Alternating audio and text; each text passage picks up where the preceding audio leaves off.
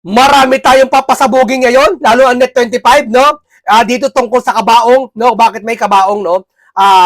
Kung sino ba may gawa ng kabaong na to. At alam nyo ba, merong isang congressman na nagsalita ngayon na anak, alam nyo na kung sino yon, no? Anak. No? Nagsabi niya, may naging kapalit daw yung pag-endorso ng Malacanang dati doon kay ni Tatay Digong sa Malacanang, doon sa congressman na yon, pati kay Bonget na, no? Na maging sila ang Malacanang daw pipili ng secretary ng ES ng SP. Ito kukwento ko sa inyo bago tayo ganito. Meron nagpunta daw si Sandro at si Bonget sa Malacanang yung panahon ni PRRD. Tama? Yan ang kwento ni anak eh, yung kwento ng anak eh. Ngayon ganito daw. Kasi tumatakbo daw tatay niya, 'di ba? Tumatakbo naman talaga. Gusto kunin yung suporta ng Malacanang para i-endorse naman sila. Siyempre, pag inangat kamay mo, malaking bagay yun. Marami talaga ang PRRD, supporter ni PRRD. Lalo, ikaw nakaupo time na yon, tatakbo ka pa at umupo kang presidente. No? Ngayon, nag-text daw sila ng Malacanang. Tapos, pinaghintay daw sila ng 2 oras mahigit. No? Wow, 2 oras mahigit, pinaghintay pa sila. No? Ngayon, ganito. Tapos, sinabi daw ng Malacanang sa kanila habang doon sila sa loob ng Malacanang. Hindi ko alam kung sa pwesto, hindi ko sa presidential office ba o sa executive office ba. Basta umupo sila doon sa isang parte ng Malacanang, no?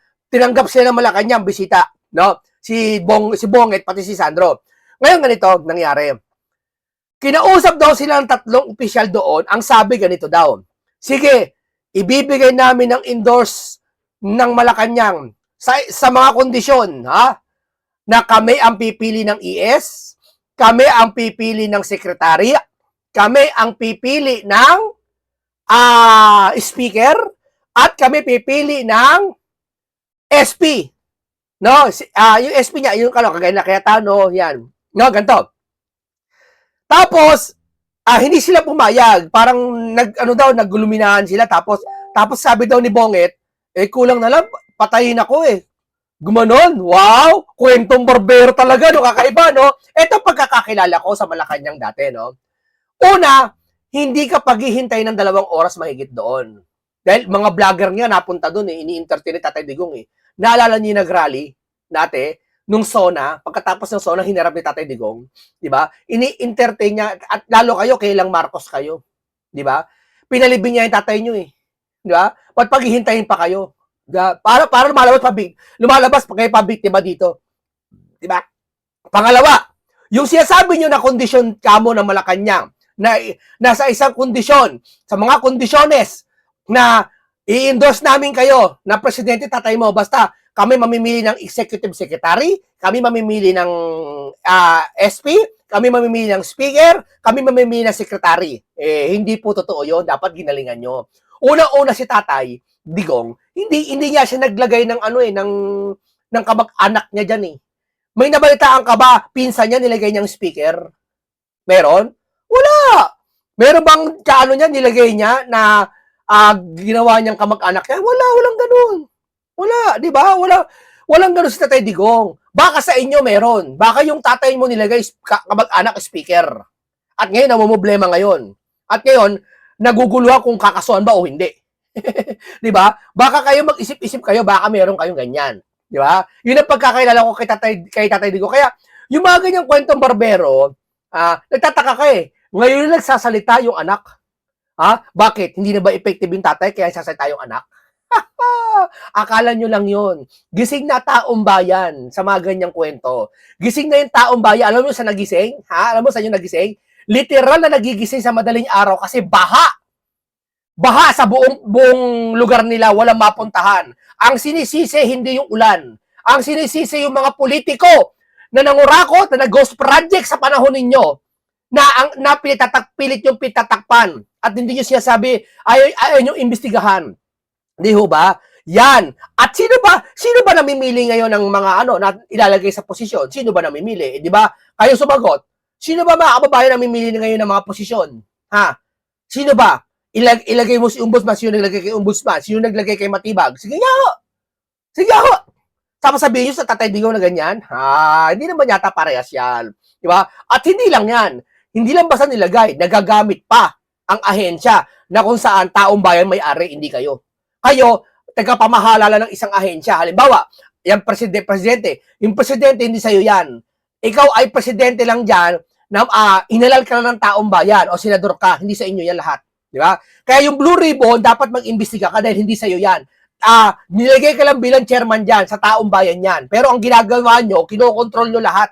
Di ba? Example, yung INC rally, 27 buses, wala namang violation, hinuli. O asa ng violation, tapos in-impound. Yung ba hindi pangongontrol? Yun ba hindi ba paggamit ng kapangyarihan yon? Kayo naman, no? Tinutwist nyo pa yung kwento eh. Wag ganon. Wag ganon mga kababayan. Gawin nyo ng maayos ang inyong pananalita. No? Nakapani-paniwala, na may laman, may sustansya. Di ba? Yan sinasabi ko sa inyo. O ito, kasi nakakapag-i talaga ng uling ganung kwento eh, no? Kwentong barbero tawag doon, no? Habang nagguka sa barbero kasi para yung ginugupitan malibang nung araw kasi mga panahon ng 80s, 70s na uso yung kwentong barbero kasi habang ginugupitan yung barbero minsan nakakatulog. Kaya nagkukwento yung barbero ng kung ano-ano na lang. Yung iba totoo, yung iba hindi. Kasi minsan di ba pag kwentong kanto exage niya eh. Halimbawa, may nakita ka sa kabilang kanto nagsuntukan, no? Sasabihin mo kakilala mo 'yun. Doon sa kukwento mo. Kwentong barbero ka, hindi mo na makakilala 'yun eh. Kinukwento mo lang ikaw 'yun eh. Mga ganoon eh, no? Basta may maikwento ka lang. Kasi kadalasan na ngayon, iba na kwento ngayon. Hindi na barbero, kwento mga tanod, tricycle driver. Kaya nga minsan yung mga tricycle driver eh, ang pinakamaraming alam sa lahat, mga tricycle driver. Bakit? Alam nila yung mga pasahero kung saan nakatira. Yan. Pero mapagkakatiwala mo mga tricycle driver kasi yan mga tricycle driver po, yan ang nakakaalam ng kwento ng bayan. Hindi sila chismoso. Wala lang talaga, minsan talaga, napag-uusapan sa dami ng mga tricycle driver na napag-uusapan ng isang bagay, yung ba kabilang kanto may pataya, may kabilang kanto may nakawan, nalalaman ng isa't isa yon. Kaya minsan pa magtatanong ka, huwag ka magtatanong sa mambabalot, magtatanong ka sa tricycle driver dahil yun nakakaalam ng lahat ng kwento ng bayan dyan. Ganun lang yun, no? Ngayon, yung barbero, yung Sandro, kwentong barbero. Di ba? Kwentong barbero yun, saka nakakita pipili daw sa pelikula na nangyayari. Ano yun? Sa pelikula na nangyayari yan. Yung, sige, sa isang kondisyon, anya, sige, kami mamimili ng executive secretary, kami mamimili ng Senate President, kami mamimili ng speaker. Wala nun. Ibigay mo, kayo nakaupo, mamimili mga Duterte. Gagawin ba ng mga Duterte yon? Kayo naman, no? Huwag kayong exad sa kwento nyo. Maaring niligawan nyo ang Malacanang noon, hindi nyo nakuha ang support ni Tatay Digong. Kasi si Tatay Digong, ang sinuportahan, ang natutunugan ng taong bayan, ang susuportahan dapat ni Tatay Digong ay si Isko Moreno. Di ba? Natatandaan nyo yun? Yung presidential election hindi makapamili si Tatay Digong sino susuportahan. Alangan naman si Lenny. Ay ayaw niya si Lenny, di ba? Alangan naman yung dalawa yatang si Lodi ba yun, saka isa ba? Di ba? Alangan naman si Marcos, ayaw niya, kasabi niya weak leader si Marcos. Di ba? Walang iba na, pero sabi niya, may gusto akong suportahan na mas matapang pa sa akin, sabi niya. Wala kayo iba nakikita ko ni Isko Moreno. Yung mga time na yon na gusto ko ng suportahan Tatay Digong. Kaya, siguro, hindi nyo nakuha ang support ng Tatay Digong yung mga panahon na yun, no? Ito, maiba tayo. Pakinggan natin itong Net25 ulit, paborito nating programa sa lahat. Mapagkakatiwalaan kasi ito eh. News ngayong araw na ito Tungkol sa yan? na ako ay sabi ko, bakit kaya kailangan i-breaking news ito? Tungkol saan? Ito daw pong mag-ina, Jen, ha? Mag-ina. Mag-ina. Napakaraming mag-ina sa Pilipinas. Anong breaking news? Mag-ina, sumakay ng eroplano. Bakit kaya kailangan i-breaking news? Natural naman ang pumunta ng ibang bansa yung ibang tao. May karapatan naman sila bumiyahe. Wala naman silang Right to travel. wala pang kaso. Oo. Ang tinutukoy po natin ay si Senador Loren Legarda Oo. at ang kanyang anak na si Congressman Lian Lebiste. Oo. Lumilitaw na nung nakita na sila ay umalis ng bansa, yun, naging balita kaagad. Oo. Ang sabi naman ni Ombudsman Remulla, okay naman silang umalis. Lalo mo nagpapabor sa kanila. basta kailangan bumalik sila dahil meron silang pending na Oo. investigation. Kasi pagka daw hindi sila umuwi agad, baka pag uwi nila dito ay nakaposas sila. Yan naman ang Nako. sabi ni Ombudsman. ha? Pasalubungin sila gano'n. Oo, pero sa tingin ko Oo. naman, talagang bumiyahe lang yun, naka-schedule. O itong Kinumpirma ni Senador Erwin Tulfo may na paalam. May paalam. sick leave. Hindi naman talaga basta-basta makakaalis ang mga government. Yes. Oh, Nang walang paalam eh. yan, maalarma tuloy. Breaking news, Ano ba breaking news, meron? sabi niya. Tingnan mo nga, And Dream C. apa nangyari? Ayan, orange rainfall warning malakas daw ang ang ulan. Metro Manila. Ganda ho tayo. Ayan, Orange rainfall warning ang buong Metro Manila. yun. So, wala nang masama kasi Ah. wala naman silang hold departure order. Wala. Oo. Di ba? Kaya hintayin na lang natin kung Oo. bumalik o hindi, di ba? Kasi inaangguluhan nila, di ba si Lian, Oo, na parang tumakas. ipinatatawag ng Ah. NBI, hindi siya pumunta. Kasi sa Pina, ang totoo, pwede naman talaga niya di puntahan yun eh. Oo. Nasa sa kanya naman yun. Tsaka wala namang, ang NBI, gaya din sinasabi ni Director Melvin Matibag, Aha. may karapatan silang magsabina. Oo. Pero kung ayaw dumalo ng tao, wala na silang magagawa doon. Wala naman silang contempt power. Yes, Oo. oo. Ang kanila lang, kung may sabina ka, harap ka sa amin, sapagkat may kapangyarihan sila. Mhm. Binigyan sila ng kapangyarihan na magsabina ng mga taong dapat magpaliwanag para sa Ayun, kanila. oo. Diba? Oo. Oo. Pero ang ikinagulat ko, Jen, ay ito, ano kayang ibig sabihin nito at sino ang gumagawa at ano ang dahilan? Biruin mo gusto nila si Ligarda. Batino ba pag-iisip mo, Ombudsman? Tanungin kita. Umalis yung bansa. Umalis sa ibang bansa si Ligarda at si Libiste. May paalam yon, official ibig sabihin. May sick leave. Tayo sa gobyerno, ano tayo ng mga sick leave, mga leave, vacation leave. Karapatan ng isang empleyado yon, isang official ng government yon. Wag mo ko questionin yun, karapatan yon. At may paalam, okay naman, may approve naman. Lalo kay Sara, sabi nila, pasyal doon ng pasyal si Sara. Ba't yung pinapayagan pumasyal si Sara? Hindi nyo papayagan si Sara kung pasyal lang. Huwag yung lokohin huwag yung lokohin taong bayan. Nagtrabaho kami. Nagtrabaho po ako, matagal po ako sa City Hall. Ha? Kung pasyal lang si Sara, hindi papayagan yon. Ha? Pinipirmahan yun, di ba? Ng ni Sara, yung travel ni Sara. Ibig sabihin, official travel yung ginagawa ni Sara, official yun. May kinalaman sa pagiging vice president na yun. Tapos sabihin nyo, ang vice president, namamasya lang? Ha, hindi ho. Niloloko nyo sarili nyo. Yun ay, hindi yun. Pwede bang vice president, aalis ka ng bansa, wala kang paalam? Empleyado din yun ng gobyerno, ang vice president, pati ang presidente, lahat tayo empleyado ng gobyerno pag tayo tatrabaho sa gobyerno. May sick leave tayo, may vacation leave tayo, may special privilege leave tayo, madaming leave tayo, may sick leave, diba? Pag may sakit ka, ganyan. Nagpapaalam nyo, may leave yun na pinapasa. At may letter request yun na ako'y pupunta sa ganyan lugar. Diba? Official yon. Yung kay Ligarda, official din po yun. Pati kay Libiste. Na may kaso, magkakasuhan si Ligarda, si Libiste, si Loren. Biruin mo, sasabihin mo, pag kayo hindi umuwi, nakaposas na kayo uuwi. Saan ka nakakita ang ganung gobyerno magsalita? Igalang mo naman yung tao. Kung gaano nyo ginalang pinayagan nyo umalis, hintayin nyo muna kung babalik o hindi. Hindi yung, ang hilig sa future ng mga to Ikaan niya si Marcoleta, kinasuhan. Bakit?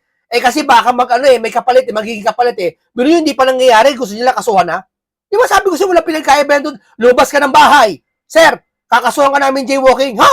Hindi pa ako lalabas ng bahay Hindi, mamaya, jaywalking ka na. Mo, binabasa yung future. Ba't sila Loren ba? May nalaman nyo ba, hindi uuwi? Tapos na ba sila? Tapos na ba yung travel nila? Nila? Yung lapse na ba yung time nila na para umuwi na sila? Hintayin nyo muna na yung time na uuwi sila at pag hindi sila umuwi, saka nyo sabihin na poposasan namin kayo. Huwag yung nasa official visit sila, nasa official silang naka-live Tapos sabihin mo, pag hindi kayo umuwi, poposasan namin kayo. Pag uwi nyo, nakaposas na kayo. Ano yan? Pambabastos na yan Ganyan na ba sa gobyerno ngayon, pambabastos? Porkit kayo, tapos kami nagpapasahod sa inyo, ganyan marinig namin sa taong bayan? Gaya marinig namin, parang ginagawa nyo sa amin, kami mga taong bayan, gaya marinig namin, tama ba ho yan? May mali ho mga kababayan. Huwag kayo paano. Na? kaninang umaga, pag sikat ng araw, ano ba bumulaga sa iba't ibang mga lugar sa Metro Manila? Mm. Ang alin? 1, 2, 3, 3 lugar to eh. May kabaong. Pag sikat Bumulaga. ng araw, Alam mo, 5 yan eh. 3 lugar ba? Alam mo, 5 eh. bumulaga sa mga tao. Oh. Sa Caloocan, saan Ang isa? tungkol saan, Nelson? Nakita nila, dyan meron. Bigla nilang, ano to? Maraming natakot eh. May nakita silang ano, nakatuwad, mga ganyan. Pakita mo nga kung ano yung nakita. Ano, baka mahala yan, di ba? Ayan oh, mga kabaong. Greedy salot. Tama yung greedy kasi ang mensahe na yan para sa China. Greedy salot daw. Hindi, sige, demokrasya, opinion nila yan eh. Walang problema dyan. Tanggapin natin yan. Nawala namang laman. Walang laman pero may picture. Yan naka-blurred na picture. Si Xi Jinping yan, pati yung ambassador natin na si Juan ba yun? Nakausap ni Marcoleta. Yan yung picture na pati isa di ko kilala kung sino yun. Basta si Xi Jinping yung isa dyan na larawan. Pero may nakalagay na ganyan, no? Greedy salot. Ganon. Oo, at pulang tela. Oho. Yung isa ay nakita dyan sa Taol ba yan? sa Timog Avenue. Oo, kabaong. Oh. Yung isa naman Makati, Quezon City, ay sa nakita sa Caloocan. Oh. At yung isa ay sa Makati. Nakakatakot Caloocan, Makati, Quezon City. Ba? nga yan. Pare-pareho ang nakalagay. Ano nakalagay? Greedy? Salot? Mm-mm. Oh. Kapag greedy, swapang eh, di ba? Mhm. Oh. Sino daw ano yan? Sino yung pakanan yan? Hindi pa nga alam eh. Ganon. Tsak yan ngayon kasi sa dami ng CCTV, hindi pwedeng hindi makita sa CCTV yan. Pero ang Oh. mapapansin dun sa mga nakasulat na yan ay anti-China sentiments din. Oh. Oo. Kaya dahil dyan, naglabas na ho ng mensahe ang Department of Foreign Affairs. Yan yung paimbabaw. Tingnan mo mensahe. Tingnan mo mensahe. Ang sabi ng DFA, kinukondina nila itong pangyayaring ito. Wow, kinukundina nila ang pangyayaring ito. May kabaong lang kasi. May picture ni Xi Jinping. Bakit yung ginawa ni Tarela? Hindi nyo kinundina. Ano pinagkaiba nung ginawa ni Tarela sa ginawa dyan ngayon? Ito lang. Hindi na mahalaga kung sino may gawa niyan. Kung gusto nyo alamin nyo, imbestigahan nyo. Di ba? Ito na naman yung yung DRMC po. Nag-ano naman ako, uulan naman ng malakas po. Red alert, yung maano na, ibig sabihin malakas na ulan. Mag-ingat po kayo dyan, ha, sa mga uulanin dyan. Ingat po kayo dyan. Ngayon, isipin nyo, kinondena ng DFA, bakit yung ginawa ni Tarela, hindi nyo kinondena? Bakit nyo to kinondena? Ano ibig sabihin? Siyempre, para hindi mag-cause lalo ng gulo, di ba? Mali naman yung ginawa. Yung bang ginawa ni Tarela, hindi nyo kinondena? Ibig sabihin ba, tama yun? Mali yun. Alam nating may mali ang China. Kung palagi natin na may mali sila, tungkol sa agawan ng teritoryo. Sabi ko sa inyo, hindi yun ang dahilan para maging mali lahat sila. Di ba? Hindi ho yun. Magkaiba po yun. Dapat, umano kayo, lumugar kayo. Pagkaaway mo yung nanay ng girlfriend mo, hindi mo naman kaaway yung girlfriend mo. Di ba? Hindi ba porket ba yung nanay ng asawa mo, kaaway mo rin yung asawa mo, iwan mo na? Hindi ganon, di ba? Magkaiba po yun. Di ba? Magkaibang lugar yung magkaibang kondisyon yon, magkaibang yon. Kaya yan ang hirap sa mga opisyal na to eh. Di ba? Nag-iisip pa ba itong mga to, mga kababayan? Nag-iisip pa ba sila ng tama para sa Pilipinas? Yung ikagaganda ng Pilipinas, naisip pa ba nila? Yung kababayan natin mga Pilipinas, naisip pa ba nila? Kasi yung isang tatay o isang magulang nagmamahal sa anak, ha? Kahit alam niyang mali yung ginawa sa kanya ng kapitbahay, inuunawa na lang niya para sa mga anak niya. Dahil kasi pag lalabas siya, pag aalis siya, baka pag-initan baka yung kapitbahay na lasinggero, pag-itan yung anak niya. Gets nyo? Ano ba? Ako, padre de pamilya. Asawa ko, tatrabaho, aalis kami. Mag-uopisina na kami, no? Yung kapitbahay ko na kaaway ko, hindi ko naaawayin. Pababayaan ko na lang. Didiplomasya ko na lang kasi bakit? Kasi mamaya pag alis ko, yung bahay ko pasukin eh. Tapos yung anak ko pagbalingan eh. Alang-alang na lang sa pagmamahal ko sa anak ko, hindi na ako nakipaglaban sa kanya. Dapat ang mentalidad nyo, diplomacy, katulad ng kay Senator Dante Marcoleta. Ha? Ate ka muna, baka magkadamay-damay pa yung mga Pilipino. Gano'n na nga nangyayari. Nagkakawatak-watak ang mga Pilipino dahil sa pinagagawa ng mga to eh. Di ba? Yun nangyayari. Nagkaaway-away na. Ha? Ayan, no? May anti-Chinese message eh. Oo. Ang sabi ho ng DFA, hindi katanggap-tanggap ang ganyang mga pagbabanta sa sino mang tao kabilang ang mga dayuhan. Sinabi pa nila na hindi kukonsintihin ang anumang uri ng karahasan o pagbabanta sa sino mang individual. Hindi na daw nila palalampasin. Hindi daw palagpasin, no? Dapat maging parehas kayo. Pati yung ginawa ng isang Coast Guard atang ano yun, na ginawa ng caricature yung mukha ni Xi Jinping. Kapilosopuan niya. Tamo kapilosopuan niya. Wala daw siya, ikaan niya, wala akong binabanggit na pangalan doon. Wala kang binabanggit na pangalan, di mukha ni Xi Jinping, kung kayo, mukha mo kayo lagay namin. Tapos lagay namin sungay. Sabihin namin, wala kami binabanggit na pangalan, pero mukha mo nakalagay. Di ba, ho? Ikaw na ba, no? Huwag kang away bata. Huwag ganun. Ang irresponsable at walang respetong gawaing ito. Ba't DFA yung naglabas ng statement? Kasi Chinese, sentiments eh. Against China eh. Yung gano'n? Yung ataol na yon? Oo. May, Kunwari pa, bahagi ng demokrasya yan. may nakasulat pang Chinese. So meron silang Bahagi ng demokrasya yan. Una-una, hindi pa naman confirm kung official ng Pilipinas ang nakaupo na nagsulat niya, no, kabaong na yan. Diba? Kasi kung mga taong bayan lang gumawa niyan, pagbibigyan ng China yan. Ang hindi pa pinalagpas ng China, yung ginawa ng isang official natin na ginawa ng caricature, si Xi Jinping. Ang masama kasi noon, hindi dahil sa paggawa ng caricature si Xi Jinping. Yung nakaupo siya bilang opisyal ng Pilipinas, tapos gagawa ka ng ganon. Yun ang masakit sa China doon. Ang China, nakikita yung mga nagrarally sa kalsada, yung mukha ni Xi Jinping, bisa yung mukha ni Xi Jinping, sinusunog, minamartilyo, binabato ng mga itlog. Hindi nagagalit ang China doon kasi alam ng China, bahagi ng demokrasya ng bansa natin yon. Nagalit ang China kasi yung opisyal na ng Pilipinas ang gumawa nun. Kaya ngayon, ibig nyo sabihin, kinukundinan nyo yung ginawa ng kabaong, na hindi naman gawa ng opisyal ng gobyerno, pero yung opisyal ng gobyerno na gumawa sa caricature ng China, hindi nyo kinukundina. Parang teka muna. Diba? Yan sabihin ko sa inyo, dapat maging parehas tayo. Para yung taong bayan, maging parehas ang pagtingin sa atin.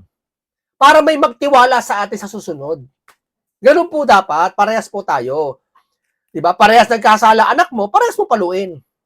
Wala kang kikilingan. Kasi minsan nangyayari ganun sa anak. May favoritism eh. Kaya minsan yung isang anak nagre-rebelde. Kaya minsan yung isang anak umuwi, madaling araw na. Dapat parehas. Di ba? Ganun dapat. batayan na ito'y isang klase ng pagkundina sa China. Oo. Ayun. Kasi Sa- nakita ko lang greedy sa Tagalog eh. Oo. Dapat nilagay na Chinese character siguro. Oo. Nakalagay pa doon na parang may kaugnayan to sa agawan sa West Philippine Sea dyan eh. Oo. Sabi ng DFA, hindi saklaw ng freedom of expression ang mga pagbabanta ng karahasan. Oo. Asan ang banta doon? May kabaong lang. Ang paglalagay ng panganib sa kaligtasan at seguridad ng iba. Oo. Hindi baka naman talaga yung kabaong, karahasan sa kanila yun.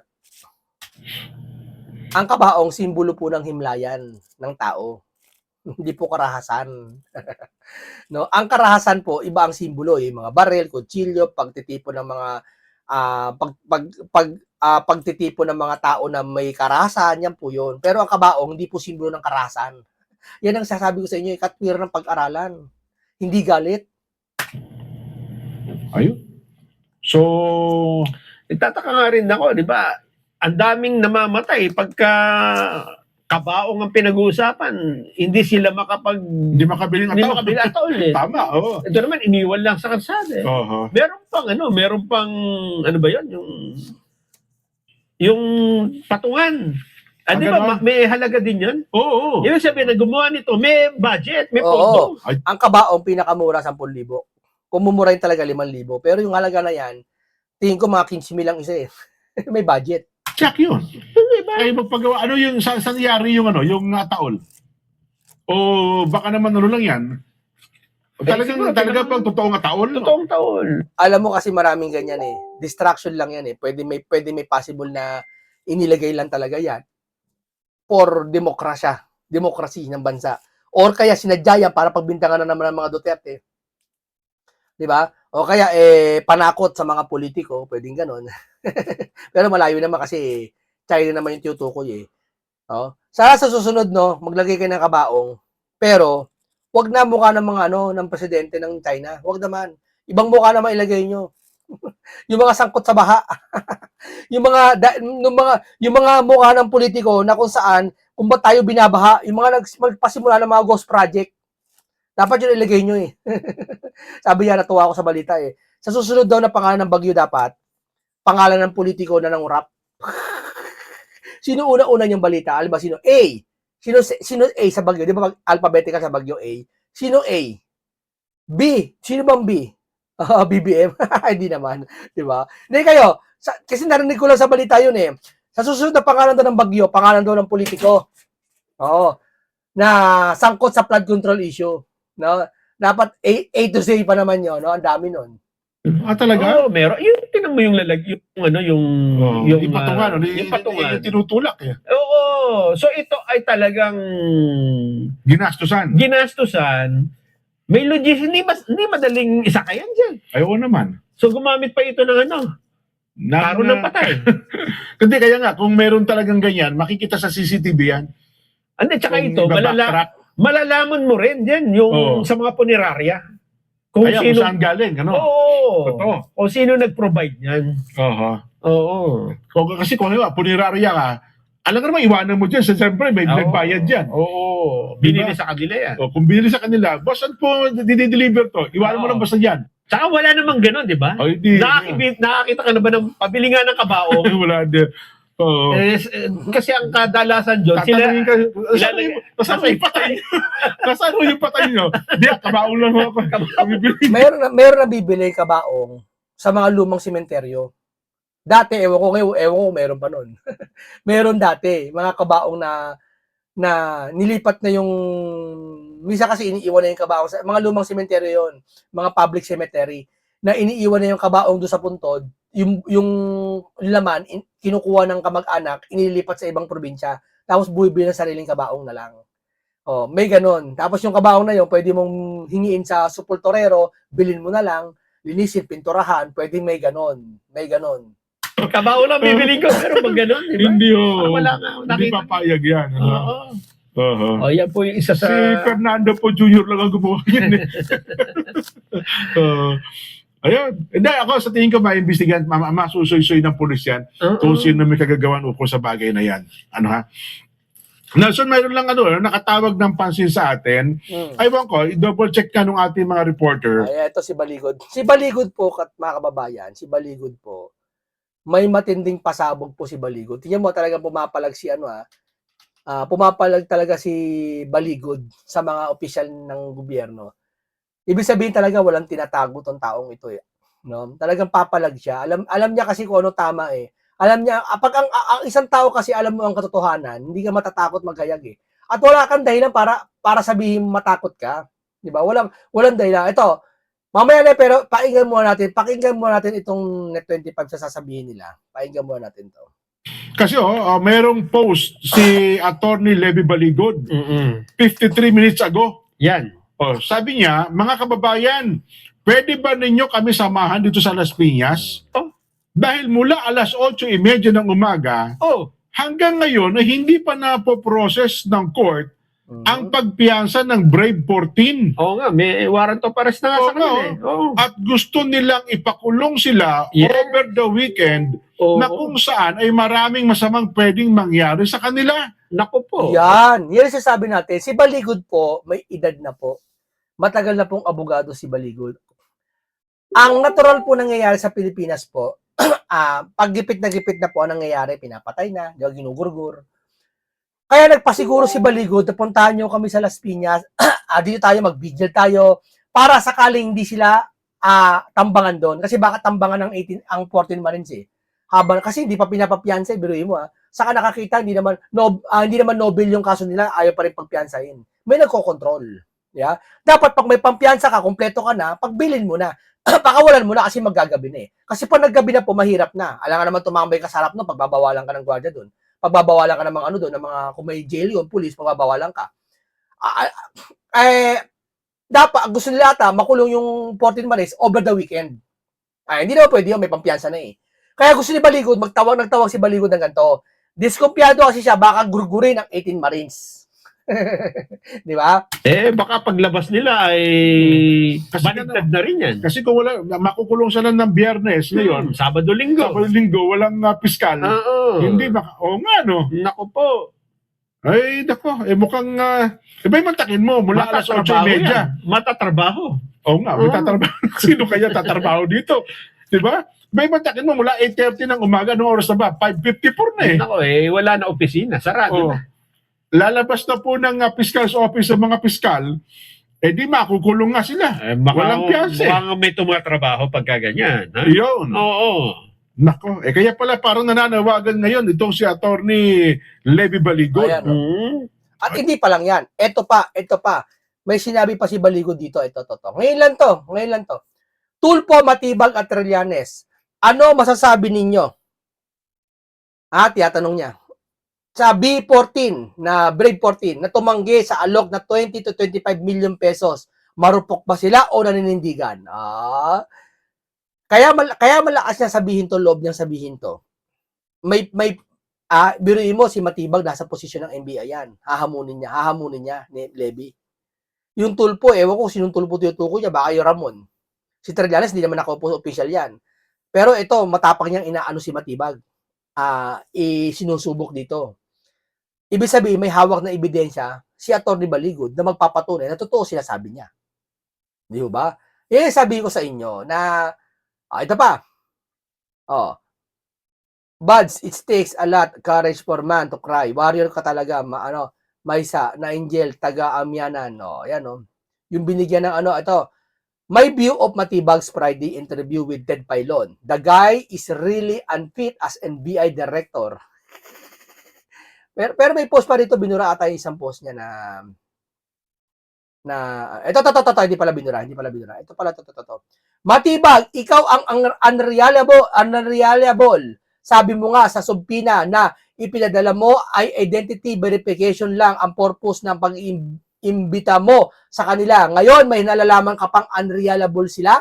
Nag-iimbestiga ka ba talaga? Yung Office of the Ombudsman ay nag-conduct ng masusing pagtatanong sa kanila. Ay sinabi na credible sila. Nag-aawno ko. Matibag saka ombudsman, mag-aaway kayo niyan. Sabi nga ng ombudsman, credible sila eh. Ikaw na hindi naman bona fide, ibig sabihin, hindi legit, bona fide, na nag-iimbestiga ay sasabihin mong hindi sila credible? Kaya maliwanag na ikaw ay hindi credible, unreliable ka. Mag-resign ka na dyan sa NBI para sa pagpatpat, o magkano ang mamuno dyan. Talaga sinupalpal niya ito si Matibag. Di ba? Ngayon, tuloy natin ang net 25. Yes, sabi ko sa inyo mga kababayan na ang basta pag nakaramdam kayo sa sarili nyo sa investigasyon na to, na parang may something talaga. Yun ho, nabanggit ko lang. Gagawin mo yan? Marami nagpadala sa atin ng mga mensahe ukol sa pangyayaring ito. Yan. Ayun tamang-tama. Sabi ko sa 50 po. Tama, halos lang dito. Para sa din, almost 54 minutes. Mag-isang oras na pinost niya. Yan po. At dumadami na po ngayon ang comments at saka yung nakitang mga Okay, maraming salamat sa Net25 at napakinggan nyo lahat ng aking komentary na punong-puno ng karunungan at kaalaman at isang content na baka makabuluhan. Abangan natin ang sagupaan na to. Matindi itong sagupaan na to. Talagang pwede may banta ang buhay ng Marines. Isipin nyo, sinuhulan niya ng 20-25 million eh. Banta pa kaya sa buhay. Isipin nyo, ang halaga ng pera ngayon, ang halaga ng buhay ng tao ngayon, magkano na lang. So kung kaya nilang manuhol ng 20-25 million, malamang kaya nilang manggurgur. Kaya nilang tambangan ng 18 Marines. Yeah? Di natin alam, di natin masabi kung sino-sino yung mga yan. No? Ingat lagi, paalam po sa inyong lahat.